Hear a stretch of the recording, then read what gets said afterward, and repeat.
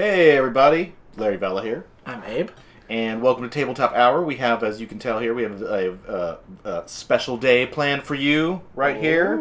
We have Codex Deathwatch in the house, so we are going to be talking about, we're going to be spending an hour here on Tabletop Hour, so our weekly show kind of going over what's big and excited in the tabletop industry. Definitely on the Games Workshop side, this is the big news. And this is the 8th edition Codex, not the 7th edition yes, one, Masquerade. We can go get that one, Yeah. and it looks the same. Almost, they're very almost identically the same. On the outside, so on the inside, they're very different. So watch out, all you people on eBay. Yeah. Oh no, be careful about that. Definitely. If you think you're getting a good deal, be extra careful. Yeah. And then, so we're gonna talk about that first. We're gonna be talking about that, and then our other big topic is, of course, the big, huge industry news. Boom! The official announcement last week of at Worlds by Fantasy Flight Games of X-Wing 2nd Edition, and we were there. We got developer interviews. We got to play a game. We're going to be talking about it, and of course, we got to come home with our prize. We have a X-Wing 2.0. T65 X-Wing. Yeah. Check it out. So we'll be talking all about that and all of that big news. So we're going to start off. Let's talk about our first topic, obviously, Codex Deathwatch. We're headed over to Games Workshop Town. And I like saying that. Games Workshop Town. Games Workshop Town? Games Workshop Nottingham? Town. Nottingham. Yeah. Just going to Nottingham. There are other people. There's an actual Games Workshop Town out there. There's other people in that town. I mean, since the sheriff left, has there really been anyone else there? That's true. That's true. I've got Robin Hood and Games Workshop. It must be so... If you live in Nottingham, it's just got to be like, you're just so tired of Robin Hood jokes. Yeah, I'm tired of this, yeah. And we don't even live there. Well, and I mean, Games Workshop is, carrying on the proud tradition of Robin Hood-like activities. Stealing from the rich and giving to the poor? I mean, it's kind of like that. But, see, okay. Yeah. That's great. All right, Codex Deathwatch. They make bow guys. They do. They do make archers. There are archers in many of Games Workshop's games. There was a Robin Hood-esque Dogs of War unit way back. How long ago? Way back in Warhammer Fantasy Battles. That was like in the time of the Thunder Lizards. Once there was a Robin Hood. There was the long necks and the leather wings or whatever. Yeah. This is true. But Deathwatch. Deathwatch. They're here. We have the Codex. Definitely, we are excited about this. This is the latest Codex from for Warhammer 40,000. Just went up on pre-order this last weekend. You'll be able to have it in your gamer hands this Saturday. Yeah. I think it is. I have to say that this is. I don't even know which number. It's like 14. There are many codex. I'm looking over that way at our big giant pile of codexes, and I'm trying to give a rough count. There's about 12 or 13 codexes ahead of this one. We are very, very deep into the set of all of the armies getting their new 8th edition codexes. And some of them have, kind of been sleepers. Some of them have been really exciting. I think Deathwatch has some real potential. I am actually... there's codexes that just kind of, like Grey Knights that are a little lower on the power scale. There's codexes like... Death Guard that were new, that totally everyone was super excited about because it was an all new codex that kind of it's a solid codex, but it was actually it is just a solid codex, neither extra strong nor extra weak. But this is a codex that I think has I don't think many people say, if you'd asked them like 3 weeks ago, hey, what do you think, what do you thinking the power level is of the Deathwatch codex? Most people would have gone, But this codex is punching above its weight. Yeah. I'm excited about this codex. I'm not certain that this codex suddenly makes Deathwatch the top tier competitive army, but if you want to talk about like a most improved award, it's going to go to Deathwatch. Yeah, they have gone from being like definitely one of the also ran armies. Yep. When they were put into the index books, I mean, nobody played Deathwatch. You didn't see them. They were super overcome. I mean, how do you sum up Deathwatch in the indexes before this book came expensive, fragile. Exactly. Expensive and fragile. Exactly. Super, like maybe the most expensive Marines you could buy. Who had one wound. Yeah. And they got shot, and then the army no real way of making them more survivable. Right. And this codex very much fixes that. Very much fixes that. So it's one of those codexes where they didn't really invent anything new, right? There's not really. There's a Primaris Watch captain. Shh, it's just a captain. Hey. There's not any new models, really, right? Yes. But there are new units for Primaris. And unlike some of the other armies that just got Primaris units given to them, Deathwatch gets to do different things with them. Sure. And so they get to use them in new ways that other armies can't. Mm-hmm. And to me, you might as well scratch out Deathwatch and just call this Codex Primaris. Because sure, outside of a few corner cases, to me, this is the best way of fielding Primaris Marines in almost all of their forms. Mm-hmm. And really, 10 months into the game, 10 months since they were introduced, I feel like Primaris might finally be coming into their own and being a really competitive force. And I think especially using this book in an Imperial soup list, mixing with some other stuff. Oh, yeah. These guys are going to be really interesting in soup lists. I mean, this, again, is another book that is going to really love to have that 180-point guard battalion thrown in to give us extra bodies and stuff like that. So you're seeing that. To me, Deathwatch now are the shooting version of Custodes, right? Right. They're the Imperium's elite shooting army. Right. That's what this is. They are the most elite shooting army in the game. Sure. There are better shooting armies, you could argue. By volume. Astra Militarum are a better, in so many ways, shooting army. But as far as like an elite army that does shooting, they're probably the best. Just like Custodes are the elite assault army. Elite combat army, and just tough army too. So they're still fragile, but the introduction of Primaris units made them a lot more deadly, and the Primaris units get to be more deadly. This is the most deadly we've ever seen Primaris. Which has always been their big... The Primaris traditionally, two big weaknesses have been offensive capability and the way that their units are structured, that they don't have any absolute wounds, right? Correct. So intercessors have always suffered from a lack of offensive ability. They're okay, but they're just really strength 4 guys that can shoot at strength 4 and can kind of just be there. It was still always, even up till this codex, it was still always... I'd still rather have a tactical squad. Generally, I mean, unless you're running Blood Angels, you want taking advantage of that 2 attacks that they have. Could be nice. When your best weapon is a cracker grenade at long range, not like the big killer thing. And then while some of the other Primaris units are really offensively deadly, Inceptors are crazy high firepower. Hellblasters are also probably the best unit in the Space Marine book. Sure. But all of those suffered from being stealth. And they're just as nasty in this book, They're just nasty in this book. Maybe more so. They all suffered, though, from fragility, right? Yeah, absolutely. Inceptors are really high firepower, but they're 2 wound guys that are toughness 5 and then side, but they have no absolute wounds. So now, both of those problems are fixed. The Intercessor Squad, even if you don't put anything in, simply giving them access to special ammo... For 1 point. For 1 point... more gives them a lot more shooting deadliness and shooting. I mean, really, as a 40k player, step back and think about that. You're paying 1 point, right? That's like frag grenades. Used to be, to be. But for that 1 point, you get access to special issue ammo, which means you put that in the hands of intercessors, the most boring unit you have, and all of a sudden you can conditionally be, do I need to wound on a 2? Do I need to be AP -3? Mixing and matching as you need. You're already going to be re-rolling 1s to wound with the Deathwatch Doctrine. If you have HQs and Watchmasters or Watch Captains near you, you're going to be re-rolling those 1s or everything. I mean, these guys... all of those cool... I mean, it's that ability to tailor what you need, when you need it, after you're already at the table, after you've seen what your opponent is, and then you can even customize it further turn for turn. And you get all of that compared to, say, Ultramarine Intercessors and Ultramarine Primaris for 1 point a model. It is maybe the best bargain in the game. It's an amazing bargain. It's an amazing bargain. And being able to mix your squads now, because you can mix all the Primaris Marines can mix into squads.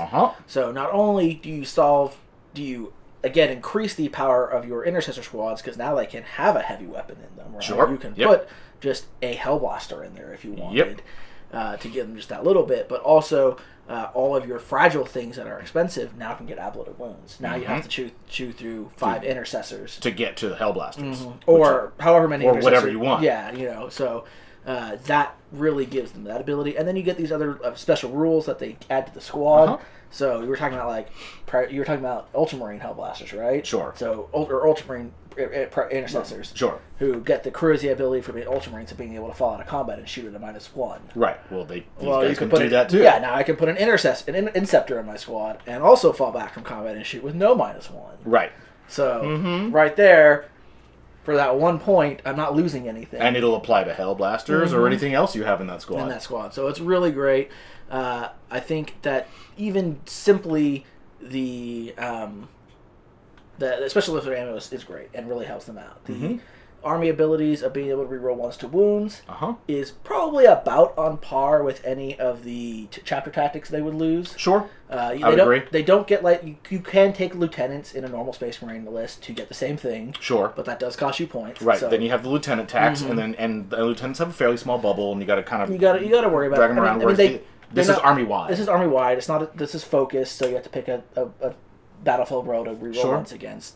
But for one command point, right? You can change it. You can change that, which is another really good. Which is really great. And once again, what I like about this army is that they have lots of special rules that they get to tailor turn per turn, and they get to tailor it against the specific needs of the mission or the army they're facing. It's that whole concept of my army's fixed and I have to make a lot of decisions as I make the army list. Or I have a special rule that just affects everything blanket, whereas these guys are being like, oh, I'm fighting Eldar, I'm going to take this thing and this thing. Right. And, oh, now I've killed all their infantry, now I'm fighting Eldar tanks, now I'm going to take this thing and this thing. And so it feels like, the army is constantly tailoring itself, turn per turn, to do maximum damage against you. And very few armies have abilities like that. No, it's really great. It's really flexible. I'm happy that they did most of those things to work on battlefield roles. Yep. That's a cool way of doing it rather than linking them to like a keyword. Sure. Because that would make them much less viable on a competitive scale. Like they have some specific stratagems that only work against certain Xenos races. Okay. Which is great. They have one for every. I think they have one for. They have one for like everyone. I'm for sure. Every There's Xenos an race. Elder one, Necron which one. is great. That's a really great fluff thing. But I'm glad that's not the core mechanic of the army. Sure. Because then you would look at the meta and be like, well, 80% of the time I'm going to fight Imperium or Chaos. Right. So that's why would I take these guys? So yeah. They made their stuff more broadly applicable, which is really great. So by far, huge improvement over prior book. Let's talk about the regular Deathwatch squad, though, right? Okay. The old Marines. Right, the classic guys. What do you do with them? What's their role now? I think their role is they're now the assault guys. They definitely have a good role there. I think that's where... So, first of all, even before we dive too deep into them, we have some good news, bad news. The good news is what we've already told you, which is that Primaris Marines are really amazing in this book. The bad news is that the Deathwatch, like all Space Marines, still have a horrible Orwellian caste system. Yes. Where Primaris Marines can only use certain vehicles, and non-Primaris Marines can only use other vehicles, and even though the Corvus Blackstar, the beloved Corvus Blackstar, can fit a Space Marine bike inside it, they will not allow their second-class citizens, the Primaris Marines, to get on board it. No. So the Primaris Marines are going to have a problem in that they are going to be deploying on foot, or you're going to have to pay the repulsor tax, which that is the only transport option they have. So you do get, going back to the previous topic, the old Marines, the classic Deathwatch are the guys, they can still take... They have many more deployment options. They do have more deployment options. You can give them the Corvus. You can give them, other such things. They have all the normal Marine transports. Rhinos, things that are cheap. So they're going to be more mobile, which I think also fits their assault role. Yes, definitely. And that's the squad where you're going to be taking. They're the guys who have access, unlike Primaris Marines. Those are the guys who can take Thunder Hammers. They're the guys who can take Storm Shields. They're the guys who can take Lightning Claws. They're the guys who can take all the Power Fists. So all your anything that you want to be Killian assault really is going to come out of the basic Marines. Yeah, definitely. And it's important to remember that all Deathwatch veterans have 2 attacks. Right? Yep. So Primaris Marines, another advantage. Yeah, Primaris Marines are just Primaris Deathwatch. They're not like Primaris Deathwatch veterans or anything. Right. So they still just have 2 attacks themselves. So you're paying for the extra wound. You're paying for the extra wound. You're getting, Which 2 points for an extra wound is great, and a slightly better gun sometimes. And actually, yes, a better gun is not a bad. It's not a bad change. Sure. Everything in the book, most of the things in the book, got a little bit cheaper. Okay. I think the basic Deathwatch. The basic Deathwatch guys went down by about 2 or 3 points. Okay. So it's not necessarily huge drops, but dropping from like 19 to 16 points is not an insignificant drop. I mean, those points add up. Yeah. So you did get some drops in prices around the points. Bikes in particular went down about 9 points, I think. Oh, thank God. So they really needed it. They're really They were just too expensive. Yeah, I think a basic bike with I'll look it up here, but I'm pretty sure the basic bike is now like 29 points. So a bike on its own is 25 points. Okay. And then it's 4 points for its gun, for its twin. So 29 points for a decent toughness for a bike with special issue ammo. Yeah. Isn't toughness 5? Yeah, toughness 5. Not bad. And fast. That's not the worst thing. I agree. Definitely, they're going to be good. I think your assault squads are going to be your basic Deathwatch units. Definitely have the ability to build themselves into an assault squad, get into combat, do that kind of thing. They also another new good option for them that got better is the Stalker bolt rifle.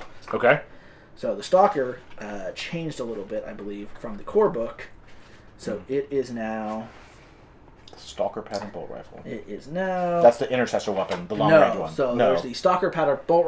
Stalker powder bolt gun. Okay. So both versions. So the Stalker powder bolt rifle is the intercessor version. Okay. There's the Stalker powder bolt gun that the normal Primaris can get. Oh, right. That's like the old sniper. It is the old sniper, right? Okay, but the big thing is it's now a little bit better. It's a 30-inch range, heavy 2, strength 4, -1 AP. Oh, that is good. Right? Heavy 2. Heavy 2, it's and nice. -1 AP base. Again, you can combo that with special issue ammo to be -3 AP. And who can take that? Any Deathwatch veteran can. Oh, so yeah, now you can have a pretty decent squad, -3 AP squad that's just hanging back. That's just hanging back. And just with, putting a lot of fire on or it. that has your other heavy weapons, your las cannons, your missile launchers, that kind of thing in it. So there's some interesting options to do a kind of cheaper sitting back and shooting squad there. So I guess theirs are just better. There are better. I mean, they do have better weapons. They are the Deathwatch. That is cool. So we do have some cool options there. I also think there's a few hidden things in this book that make them kind of an interesting power. Okay. For instance, Watchmasters let you reroll all hits instead of ones, whereas Watch Captains let you reroll ones. Sure. Yep. So normal Marines kind of have that option too, in that they can get Chapter Masters. Right. But in other books, you're going to be limited to 1 per army generally, because it's either like Manius Kalgar, or you have to pay several command points to make your guy into a Chapter Master. Sure. You can take 3 Watchmasters for using the rule of 3. Yeah, right? That's true. You now have a better ability to spread around than other Marine armies to spread around that reroll all misses. And then we've got some cool stratagems stuff too. Sure. So why don't you talk about some of your favorites? Yeah. So on the stratagem side. First of all, there's the 1-point stratagem. What is it actually called? The one that lets you change your doctrine. So it is 1 or 2 points. It is the Adaptive Tactics. Yes. Okay, it's 2 points. It's 2 points, or if your warlord is a Watchmaster, it's 1 point. Oh, okay. So I actually really like that. I hope that they're going to use this in more books. Yeah. Where you get a reward for having a specific that is neat. Yeah. character being your warlord, which kind of could help with some of the soup list that we're seeing, right? Sure. In fact, I can see that as a blanket rule, saying if you're using a stratagem from a book that your warlord is not from that book, they all cost 1 command point more. Oh, they really need to do that. I mean, you could see something like that either as specific abilities or as a blanket thing. That would be like, yeah, you can totally combo in lists and use stratagems from that random book, but it's going to cost you more because your warlord's not as good at using them. Right. And something like that would be easy. So I really like that they have that ability. That lets you change. It's a hint. Yeah. That maybe they're thinking about that concept. That concept. And I think we'll probably see stuff like that show up. So that lets you change your mission tactics, which is great. Teleportarium is a really great ability they have also. So this is 1 to 3 command points for each CP spent on the stratagem. You can set up 1 Deathwatch Infantry or Deathwatch Dreadnought in the Teleportarium, and they get Deep Strike. Well, that deals with that fixes the mobility problem with Primaris. It helps them a lot, with Primaris because that's who you're going to be dropping. So you can drop them in now. It's still following the new tactical reserve rules. So sure. Yep. Not going to be dropping in the enemy deployment zone on turn 1. Sure. So it does, and I think in a lot of ways, unfortunately, the Corvus Blackstar is a loser in this book. That's true. It went down a little bit in points, but not a particularly. I think like 10 points cheaper now, and because it can't really carry Primaris Marines. Sure. It is limited in its role now. It's still a good fire support unit, though. So don't count it out. And it's still one of the my favorite flyer they've made. It is my favorite flyer. It does. I've always loved it because it really is the battle taxi. Mm-hmm. It's like the Marine version of a Valkyrie in that it's not a super fast air-to-air dogfighter like, say, a Crimson Hunter or that kind of a thing. Right. But it is the most generically useful transport because you can put it can fit normal dudes, you can put Terminators, you can put pretty much anything you want to in it, and it's durable, and it has a lot of weapons. So it is just a really good gunship. It's really great. It's good at just zipping around, and then, if you need to, you can use it as a battle taxi. If you don't use it as a battle taxi, it's still good. Mm-hmm. It's not going to leave. There's always something you can do with it from turn to turn, which is what's really nice about it. But I think overall, as Abe said, it's not so much that it's its fault. It's that I think that in 8th edition, so many armies have access to deep strike effectively. Deep strike, yeah. That just in general across the board, we've seen a general kind of pulling back of armies using lots of transports. Yeah, because you need them. So they do have a couple other ones that I really like.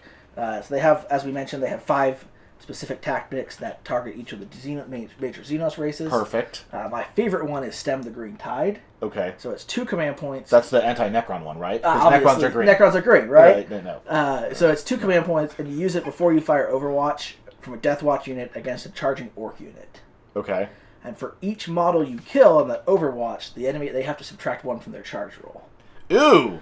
Which is kind of great, especially if you're got a unit of... interesting. Especially if you have a unit of aggressors or something. And they're like, I'm going to charge that, and you're like, yeah, you're going to take a minus 13. I killed 13 of your models with flamers. I was going to say, that pretty much makes anything with flamers unchargeable. Yeah. It's like, do you have fire? Bring it, orcs. You're just going to do nothing. So that one's great. That's really good. I like their doctrines. So they have 6 of these doctrines. They all have different names. Okay. And they're the same as their mission tactics. So they have the same names, and they are basically... they're all 2 points, and you use them before the unit shoots that particular battlefield roll. Okay. So if you're shooting a troops battlefield roll, whatever like that, and you add 1 to their wound rolls for that attacks. So this is basically Veterans of the Long War in a lot of ways. Sure. Okay. But if you're targeting multiple different battlefield roll types, you can use it more than once a turn. Okay. And again, remember, now you That's can... really cool. It's really great, especially, remember... combo with all your other stuff. So now even just a basic unit of intercessors, right, can be shooting at, say, infantry, and wounding even wounding another Marine unit on 3s, rerolling 1s to wound at -3 AP. Sure. And that's pretty brutal right there. So there's a couple really great ones, and then Tempest Shells might be one of my other favorite ones. It's 1 command point. You use it before a Deathwatch infantry model from your army attacks a vehicle. Mm-hmm. With a weapon that can fire special issue ammo. Mm-hmm. So that can be just your regular bolter. Mm-hmm. And you can only make a single hit roll with the weapon this phase, but if you hit, it suffers D3 mortal wounds. That's a good one. So, and they do have access to flak missiles, which is another D3 mortal wounds and on Hellfire flyer shells, which is another D3 mortal wounds. So you can just... And what's the total cost in command points if you wanted to use all 3 of those? All 3 of them would be 3 command points. Ooh, so you could just be like, hey, flyer, take 3D3. 3D3 damage. 3D3 mortal wounds. Bam. So, I mean, that's a pretty... So they have a lot of little toolbox stuff in there. Mm-hmm. Yeah. Yeah. I mean, going back to the major points on Deathwatch, point costing wasn't the big deal. They went down in points a little bit. It's still, They were expensive before, so it's good to see them cheaper. And especially, I think, it's not so much that all point costs went down, it's that some of the units got better for you don't have to trick out the units as much as you used to. Sure. So like a basic intercessor unit is 100, like 10 intercessors is 190 points now. It's not bad. And that's not bad considering all the tricks we just talked about having special issue ammo. So even just a bunch of units, a bunch of intercessors that are like 9 intercessors and 1 Hellblaster is like a 200 point unit, and you could easily fit 5 or 6 of those in an army. And there you have a nice, kind of heavy weapon and then a lot of ability to just kill whatever you need to with those things. So 1 down of points, and the best way to use Primaris that we've seen in the game so far. Yeah. So go get some of those kits and black paint. Black paint, yeah. Lots of black paint. And since you get to mix and match, the only thing I think that doesn't do good is Reavers. I still don't know where. All right, let's bring it.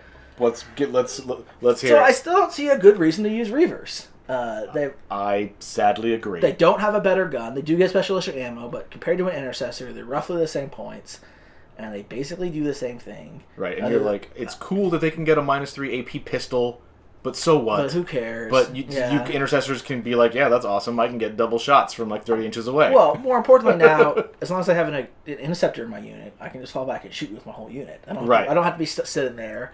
So having an extra, they have combat knives, so you can have an extra strength 4 attack on the unit. I don't really care about that. I mean, I think the problem is Reavers were always there to be like, hey, there's actually, you can have, if you want to thematically build an army that's all Primaris, right? These are the guys you're going to use for Assault, but the normal guys are just so much better at Assault that if you're not trying to do that Primaris Purity army, there's just no reason to take them. I have high hopes that at some point in the future, Games Workshop will give us, like in phase 2 in a year or later, at some point we will actually see what a real dedicated Primaris assault unit looks like. And that's actually like specifically kitted out for Assault. Yeah. Because Reavers are not. They're not it. Terror troops, I don't care about leadership that much. No, it's never really come up that -1 leadership being that great. Yep. And what even is sadder now is that one of the Reavers' cool abilities is that they could deep strike. And you can just use, right. Yeah, not only did it get nerfed by the deep strike changes in the FAQ, but now any unit can deep strike. Right, for 1 command point. And you know what? You're going to spend that 1 command point to make sure. Definitely. If that's the tactic you're going to be using and you're not facing Agents of Vect, you will totally be doing that. Yeah, and if you want to deep strike, your Intercessor squad that's 5 Intercessors and 5 Flamer Aggressors. Sure, turn 2 right into the enemy in the middle of the table and be like, you got to deal with me now. Yeah, I'll take that over some Reavers. Yeah. Any day. That's probably it. For Deathwatch, For Deathwatch, we're gonna ready? Give me these. Give me these toys. Get out of here, other sci-fi game. I was here first. I'll take these.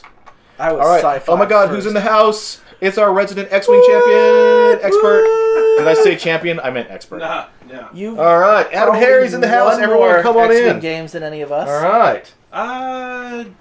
Sure.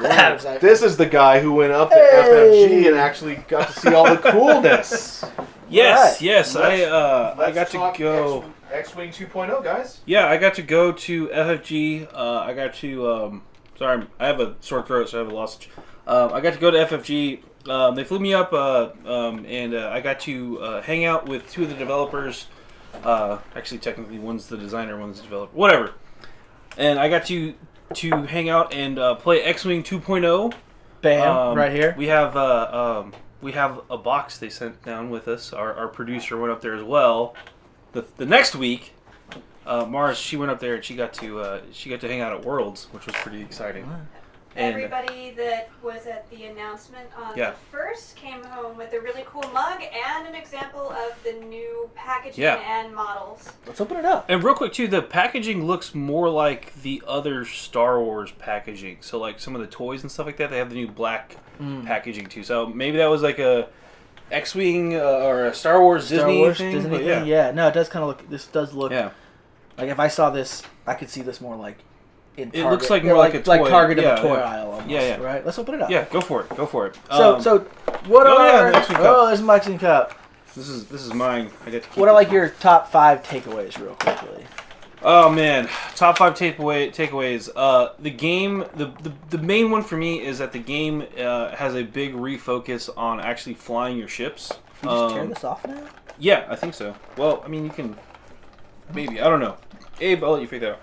Yeah, thank you. There's a refocus on actually flying your ships. I think after 14 waves, 15 waves? 14, I believe. Well, 14 full waves. 14 full waves. There's been some half waves. There's a lot of not wave stuff. You can totally shred that package. Yeah, do it. I'm just trying to figure out the best way to do it. It's kind of weird now. Just do it. But after 14-ish waves of ships, they had a lot of combos. They introduced a lot of new mechanics that they really liked. And they had a chance with the reset to incorporate a lot of the things they developed after the game launched back into the game. But like I said, it's a big refocus on flying the ships and actually being a good pilot again versus just kind of being a dummy like me with a HLC. I'm gonna fly in a circle and shooting a turret. That's how I learned to play. Actually, to be perfectly honest, I jumped in pretty hardcore for a bit around wave 5, and Abe knows I flew the Outrider with the HLC, and that was my thing. I was like, I'm really good at this dash thing, but there's been a refocus on flying really heavily. The changes to the bases, I think, are really nice. Every ship has a bullseye arc, and while that doesn't do anything intrinsically for that ship, it does allow them to play around with a lot of the upgrades and keywords now. So you can do stuff like, if the ship is in your bullseye, this happens with this ability, or if the ship is in your side arc, which is now you can see that there's a rear arc drawn. So all 4 arcs on the ship are now visibly there, right? And there's extra ticks to say, like, if you're in the front half or the back half as well. Oh, yeah, we can You can say, like, they can come up with new ways. If you're in the front half of the ship, you get this ability, this effect. If you're in the rear half of the ship, then this happens. So it really allows the designers more freedom to add more cool stuff in the game. It's more complex now, though, would you say, right? It is a little bit more complex. I will say there is a bit more bookkeeping. And here's the... So you can see here what it's talking about. So now you've got not just your front arc, but you've got the front half laid out. You've got your rear arc, and you've got your bullseye arc here. Yeah. And this is on an X-Wing, which doesn't get any benefit from... Which doesn't have intrinsically, no. anything other than just a normal front arc. Correct. Now, there are weapons in the game, turret weapons, things like that. Certain ships with different firing arcs. I think they called out the Lambda shuttles as one big example where...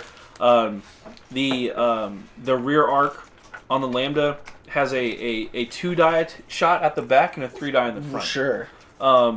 That was a cool one. Another big change: turret weapons, basically non-ordnance weapons, now benefit from ranges and are hindered by long-range shots. So if you're a range 3 shot, you're going to get the agility die for the most part. There are some exceptions I think they mentioned, but. If you're in range 1 and you're firing a turret, you're going to get the extra attack die. If you're firing at a target at range 3, they're going to get the extra agility die, which is pretty cool. Now, there is more bookkeeping, as I mentioned, right? But they give you more tokens to play around with, so you can keep track of stuff easier. Now, if you'll notice too, there's these charge tokens that you're going to use for abilities, and on the backside, it's the active, I believe, and the deactive or oh gosh, I think it's active and deactivated, or ready or unready charges. Also, there's round tokens that are literally round, and at the end of the round, you pull all of the round tokens. So things like focus and things like reload or whatever. Sure. That changes. Abe, show off the ship real fast. So this is the biggest change in the entire 2.0, and the most important one. All right. All right. The most important one. So you got squeeze the engines. Your old T65 X-Wing here. T65 X-Wing. And wait, but this is different from the normal model. It is different. The S-foils are locked in not attack port position. Yes, so what's the command I get? S-foils. Lock S-foils in attack position, Abe. Squeeze the engines. What? Yeah. What? That's pretty cool. And I want to point out a couple things real fast. Let me show this off. Just a pro tip, they recommend squeezing the engines to not do the that. end, yeah. Not the wings. You may bend them, so do the engines. They also, if it's a real subtle thing, but the ship paint jobs are actually different. Yep. So the new X-Wings have a slightly different paint job. Actually, the S-foils move. The S-foils move. Luke in the box, I think, he actually has red 5. He's got red tick marks. Just to note him as red 5. So there are a couple of other models in the near range that have moving parts too. Yeah. The Y-wing is a beefier ship. Yeah. The old Y-wing had, I don't want to. They're not engines with the engine cells. The nacelles. Yeah, the nacelles on the back are now bulkier. It's got a new little plastic turret on top. Is really cool stuff. Yeah. So. Redoing the models, you don't have to buy the new models, but if you want to, you do get to buy. Oh yeah, that's a big thing. Yeah. You can buy the new models. They're gonna have upgrade packs for all of your old plastic. Do not go out there and burn all your plastic stuff. Keep it. It's still usable.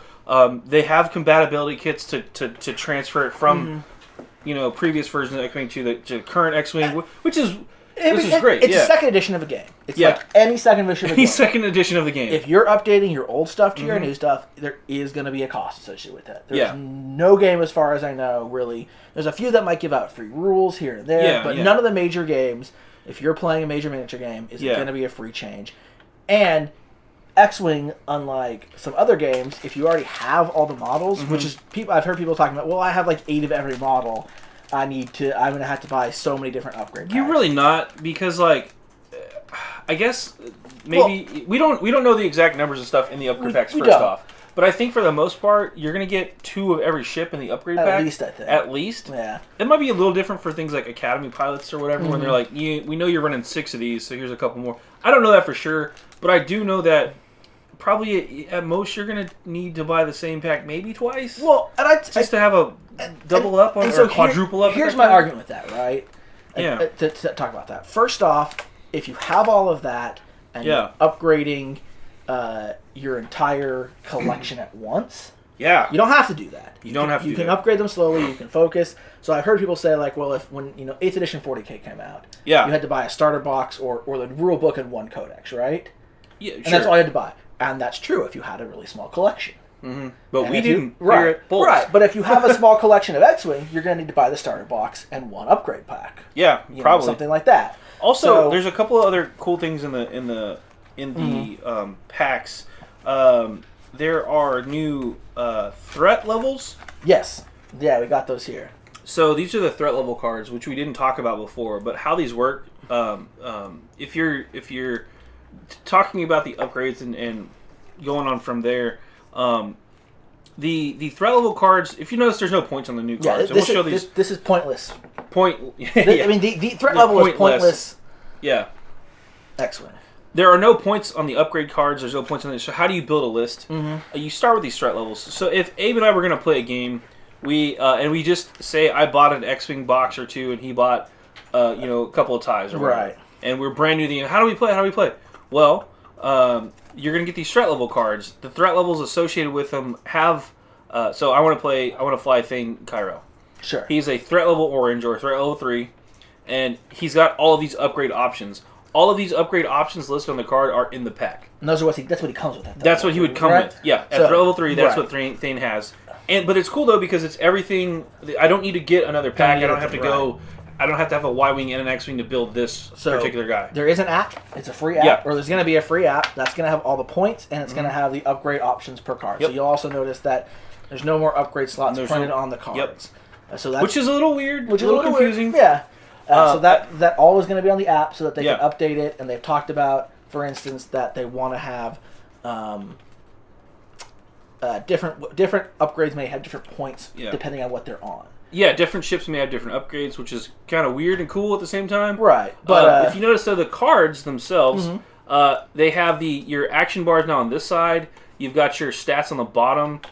They wanted to move the actions to the side to give them more real estate to do stuff, so they can have more actions.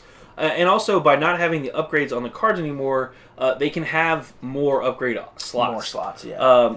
The other cool thing is, these are the pilot cards. These are the upgrade cards. They're the same size now.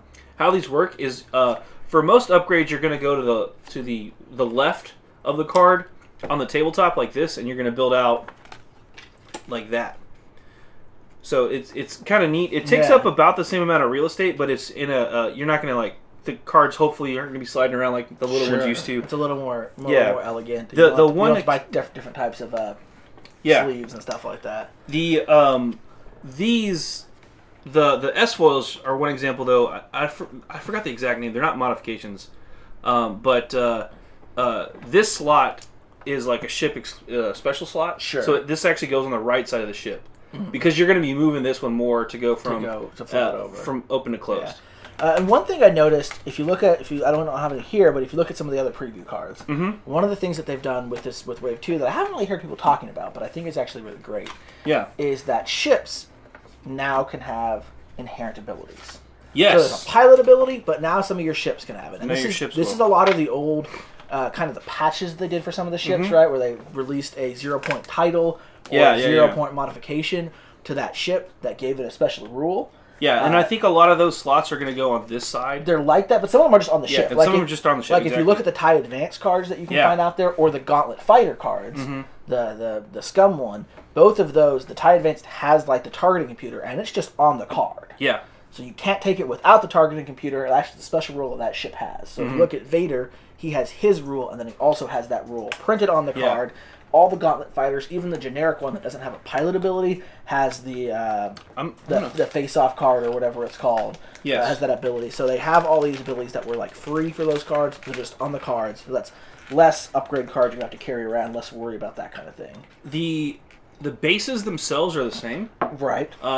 So a large ship is going to be 2 sizes bigger than a small base, or 2x of small base. There are medium bases now, medium base ships.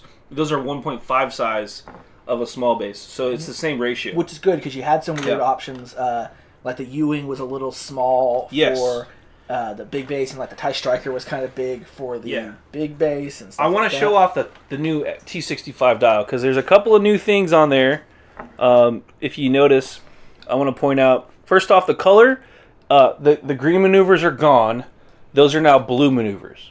Why is that, Adam? That's just make you buy more dice and stuff, right? No. Well, you're going to need the new dial anyway for the T65, but it's actually for... they did some research for colorblind folks out there. For the players, they're like, hey, there are less blue colorblind folks than green colorblind. So this was actually a little quality of life improvement for them. So it's kind of cool.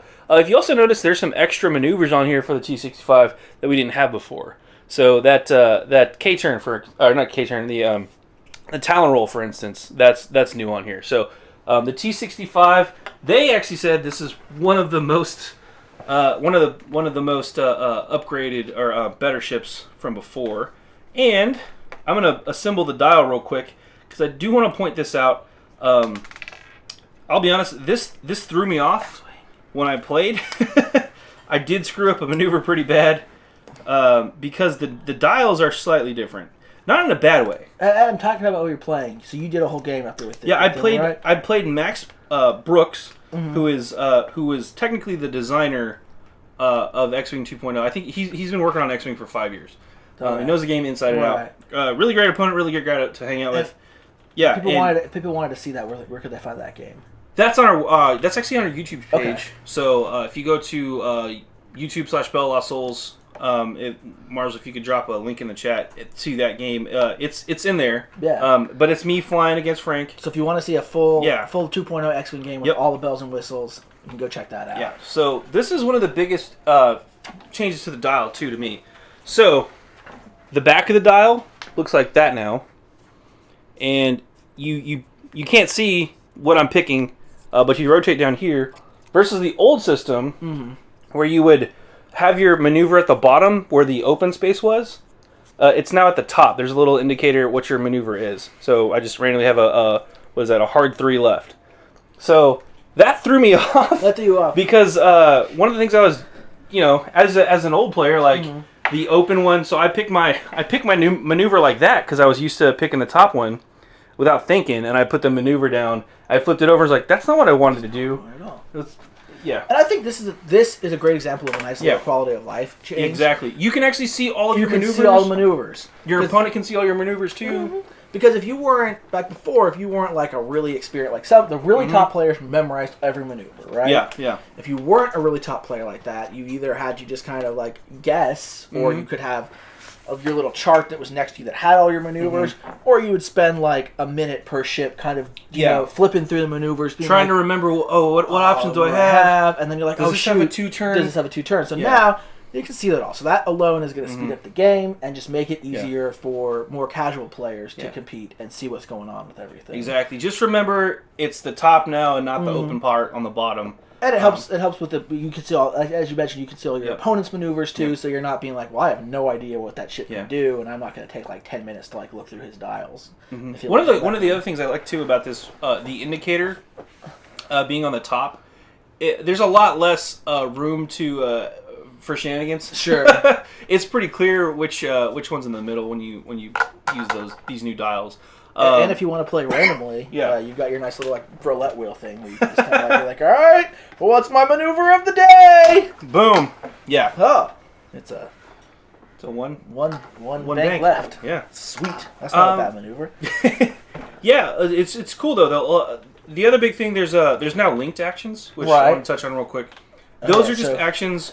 For instance, the S-foil, when it's closed, you have the option to do a focus, and then you have a linked boost, correct? Yeah, link boost. Yeah. So if you notice, the focus is white. Mm-hmm. White actions. Linked maneuvers are generally red. So if you link an action, you're going to get a stress. Sometimes, depending on the ship. Right. But then you get the extra action, and it's basically this linked action system. In essence, has replaced the need for cards like Push the Limit. Right. They really liked the option to have multiple actions in a turn, 2 actions or 3 actions in some cases. Right. What they didn't like was the fact that if you had a ship with an PPT slot, Elite Pilot Talent slot, then that became the default Push the Limit slot, which really limited all the other cool stuff. And then they found out, if you didn't have that, then you really felt hamstrung by not having it. This kind of thing is also easier to balance, right? You can be like, you can take 2 actions, but it's like these very specific ones. Yeah, exactly. Not you can take 2 actions, and then 8 waves later they print this card, and you're like, oh, the whole game is broken now. Yeah. It helps them with that. I really like the way they set up the linked actions. Mm-hmm. Speaking of actions, real fast too, they changed barrel roll. What? So before with barrel roll, hey, look at that.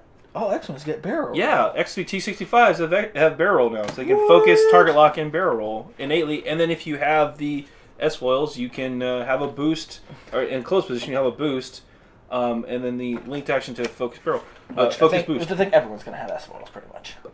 Yeah, you pretty much always want to take those. Right. They're not. I think they're probably free, but I would assume if you look at the threat level here, they're free for every card. I assume that they're free because they're basically they're the ship's ability. Yeah, it's the ship ability. Yeah, but they're not on the card because you have to be able to flip them. But yeah, the barrel roll, they changed that. So before, when you would barrel roll, you'd put your template down and you'd barrel, and you basically had, mathematically speaking, you had infinite spots. Sure. Because you could slide the base anywhere along the template, and you had infinite spots.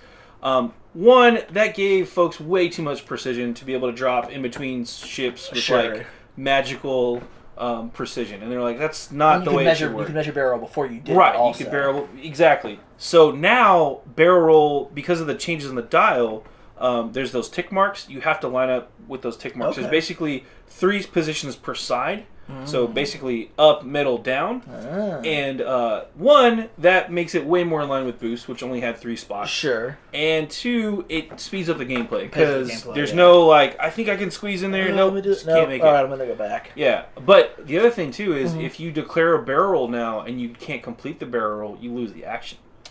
So there's no swapping it out. So again, this is what I was talking about earlier about the changes to... you got to be able to know it now. Yeah, back to not precision flying, but more of a focus on actually piloting your ship. Sure. There's a lot less. It's a lot less forgiving, a little bit harsher, but it's going to make players better players. So a couple other things I want to mention real quickly. Yeah. We've got this new ability with these are the charges, right? This yellow, this for yellow example, thing. So a number of upgrades now use charges. For instance, you'll notice that the R2 Astromech has 2 yellow charges that uses 1. Perhaps more importantly, or in a bigger change, is that something like the ion torpedoes, which in 1.0 would have been one and done. Now it has 2 charges. Yeah, I got to use proton torpedoes. I assume those come in the core box. Yeah, core box. You're gonna have proton torpedoes. Like nobody took proton torpedoes because it was like again these attacks were very risky. It was one shot and then you're out if you had no way to reload. And then they came up with all these abilities later on where you could have random ordnance tokens if you were this specific ship to try to get. Yeah, if you swapped out this slot with extra ordnance, you could have more munition fail safe. So now it's just on the card. You can shoot them multiple times. There's a thing to keep track of it, and I really like how they spend the token. You flip it over. Yeah, I also really like how they've done these cards. There's more information on them now, right? Yeah.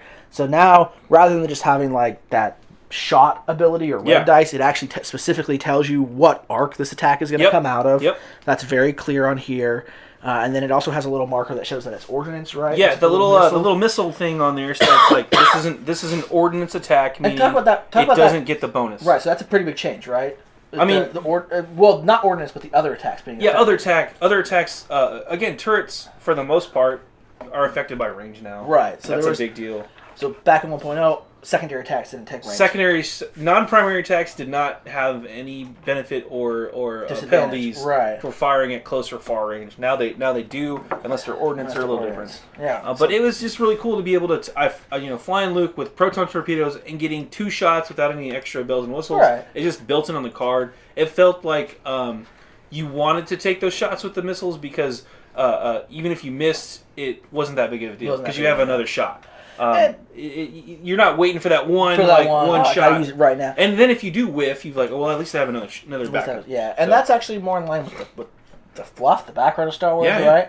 I mean, everyone obviously knows that a T-65 X-Wing carries 6 proton torpedoes. Everybody knows that. And can fire them as either 1 or 2 at a time, right? Like, sure, yeah. Like, normally they fire link, but they can fire just 1 if you want. So, I mean, everyone knows that, right? Yeah, so everybody knew that. It makes perfect sense that they get multiple shots with their proton torpedoes. A couple other things real fast too I want to touch on that we talked about in the interview. The factions are changing slightly. Right. So you have Rebel, Empire, Scum and Villainy. Those are the 3 ones coming out at launch. Wave 2, they're going to have expansion packs for the Resistance and the First Order. So they are kicking them out of the nest. Those are now separate factions. Which is good. So you're going to have Rebel versus Rebellion games. You're going to have First Order versus Imperial games. And those factions are now separate and distinct. Now Kylo Ren actually has to be like, oh, Grandfather, I can't fight with you. I'm going to fight you, though. Yeah. It's still in your genes. You can fly that, I guess, if you're playing friendly for fun. Sure. But you can't do that anymore in competition. Yep. In competitive play or open play or events or whatever. Events, yeah. Each faction now has more of a theme, which they touched on a lot. Rebels do this thing where they have each other's backs, so like they fly better they make their friends better. Like selfless. Yeah. Imperials are better at. There's waves, and then they're better at flying in formation. Sure. Scum and Villainy is all about screwing your buddy over to get the advantage that you want. And then the First Order, again, they're like the Empire, but more of that, and then the but also whinier. They complain about everyone else being OP too much or something like that. But the Resistance. They are all about like I'm an awesome pilot, and again, it may have been a little bit inspired by Poe being a little braggadocious, but that's they have more of a theme now. So when you're playing those, that's cool. I like moving from 3 to 5 factions. Actually, gives me hope that they might introduce some more factions. I mean, it's definitely a possibility, especially with some of the stuff. I would love to see. Like a Old Republic Jedi faction. I'd like to see a Mandalorian faction. Mandalorian faction would be really cool. That'd be sweet. Especially now that you have Force powers are inherent in the game. Oh, that's another thing. That's a big thing. So real quick, what does the Force do in the game? Force powers on a really high level. It's a stat now. It is a stat now. Darth Vader has 3 Force. Luke starts with 2 Force. Mm-hmm. Each Force token is like a mini focus that you don't have to spend an action to get. So at the end of every round, you're going to regen 1 back. So keep that in mind when you're playing. Each Force user is going to have Force abilities innately, I believe, and then there's Force upgrades you can give to certain ships. So like Darth Vader's ability is he can spend a Force token to do another action. Yeah, after doing an action, Vader can spend a Force to do another action, and he can't do the same action twice. That rule hasn't changed. But each Force token acts like a little focus. You can change only one result. So if I roll an attack with Luke and I get 3 focus icons. Mm-hmm. I can spend 2 Force to change 2 to hits. Right. But I can't change all 3. It's not like a full-on focus. Not a full-on focus. But Luke's ability is anytime he becomes the defender of an attack, he gets 1 back. So Luke's powers are very defensive in nature. Sure. Which is kind of, I think, more reflexive of kind of how he was in the movies, too. But the addition of the Force in the game really does open up a lot of new possibilities. Mm-hmm. It's going to be interesting to see who turns out to actually be like Force sensitive Force users. Right, there's not who's trained and who's just like, I have a Force token because I'm, we were talking about it a while ago, and there's not a ton of Force users in the game right now. There's not. Well, yeah. There's a handful, but there's not a ton, right? Like most factions have one or have like two right now. I don't even think Scum and Villainy have any currently. I don't think so. So we'll see what they add in, and then again, it really opens up, like Adam was talking about, they have the factions want to be more focused. So it really adds in for some faction, whether it's an existing one or a new one, like I would love Old Republic Jedi, to be the Force-focused faction, where they use lots of Force stuff. Yeah, another thing, too, about the upgrades, they have changed out thematically what the upgrades do. So, like, Astromechs and Crew, and, like... Astromechs and Crew, like, what was a real difference? What was a real difference? Sure. So now Astromechs do things like, hey, do you want an extra target lock? That seems like something an Astromech could help you keep track of. Do you want to have somebody work your turret? You know, that's something like a Crew guy would do. Sure. So it's things like that. They've re-changed those and made them a little bit more, focused and thematic versus just like generic upgrade for this slot, generic upgrade for that slot. So. It's cool stuff. I'm trying to think if there's any other big stuff I want to talk about. It's a lot of changes. There's a lot of little tweaks that make for a lot of quality of life improvements for the game. And we keep saying that phrase, but it's so true. Yeah. And there's just it was just a good playing the game. It felt exciting and new and very familiar at the same time. Right. I mean, X-Wing was a game that's been around for a while now. It's gone through a lot of waves. Oh yeah. Some people felt it was a little stale, or they were, just coming up with stuff. Yeah. And it was a game that was like any game that goes on for a while was beginning to suffer under its own weight. Right. Yeah. It had a lot of baggage with it, so that's a why lot of restrictions. Oh, turrets! I forgot. Turrets now have you have to pick the fighting arc you want to use for your turret, which is cool. Some ships are going to have a front and back, and then they can move them to the sides. Some of them are just going to have one arc. You pick the arc. I think it's really cool. So there's lots of good changes like that. If you want to know more about that, you can check out Adam's full videos. Yeah. I have a developer interview where we cover a ton of questions. It's a full hour-long interview where we go into way more detail about all the stuff I talked about and more. We have a gameplay where we're playing the game. We do a lot of table talking about the game and the changes in the game, too. So that's about an hour and a half, 2-hour video, I think. So the games aren't going to take 2 hours long, right? But when you're talking about the changes and doing all that new stuff, that's why it took so long. Yeah. So if you're interested in seeing more about X-Wing 2.0, check out those videos. It's good. Check out all the stuff we've written. Yeah, it looks really good. I'm really excited. You're excited about it. I'm excited about it. Yeah, and that's great. And I mean, we're people that aren't like competitive players, but we talk about it a lot. And that's the people who burn out a lot, right? Is when you're sitting here talking about something all the time. So it's really energized us, and I think it's going to be a great big change. So if you want to check out more about that, that's great. And the official release dates, we can talk about that. It's coming out for real in September. I believe September 13th is the official launch day. They're going to have, if you're going to go to Gen Con, they're going to have... shock and awe. Yeah, they're going to have the core set available. I think maybe for Wave 1. I'm not entirely sure about all that. Some stuff will be at Gen Con. I'm sure it's going to sell out super fast. So get there early. Fun. Yeah. It's going to be great. Check that out. And now I think it's time to burn and purge some Xenos. Xenos time. So if you want more about Deathwatch, we're going to be playing a game, Deathwatch versus Eldar. Do it. Here in just a couple minutes. So stay tuned for that. If you've got more questions about Deathwatch, drop them in the chat, and drop them in the chat. They'll be doing FAQ as they're playing. Yeah, we'll be doing that. So Q&A, not FAQ. I'm Abe. I'm Adam Harry. And this is our Tabletop Hour. Thanks for watching. Thanks for watching.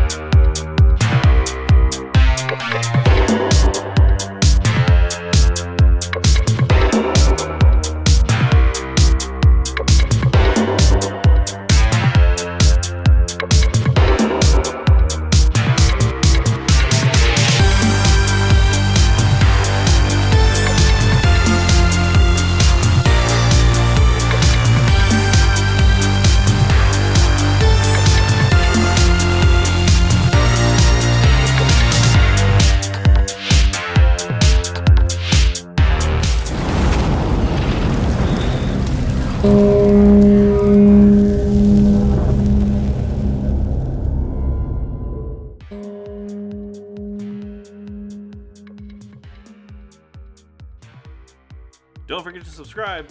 Support us on Patreon. Thanks for watching.